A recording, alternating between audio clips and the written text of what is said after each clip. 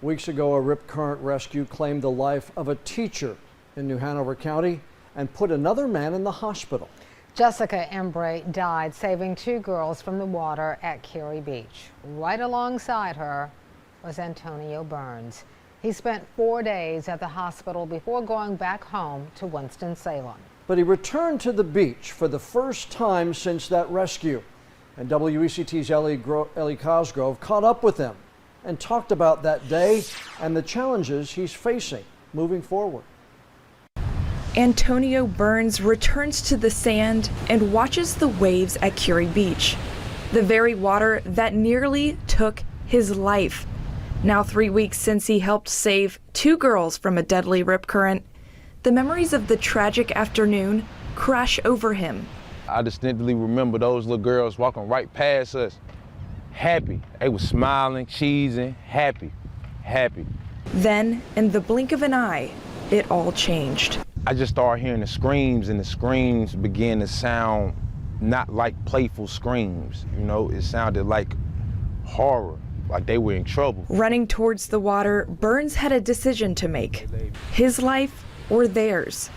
A decision made a little easier with the inspiration of Jessica Embry, a beloved Ashley High School teacher. Miss Embry looked dead at me. We didn't know each other from a can of paint. She was just like, you get that girl, I got this girl. He had his doubts. How could you not? But Embry gave him the confidence he needed. I don't know what she's seen in my eyes, but it was like if my mama told me to do something. It wasn't no way I could have said no. Especially with me being a father, this lady believed in me.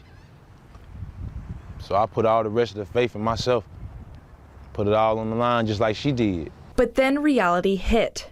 The current had pulled them 50 yards offshore, with waves pounding down, pushing everyone to the brink. The waves was covering Miss Embry. You can't see nothing but the wrist on Miss Embry, and you see the grip getting tighter on the girl.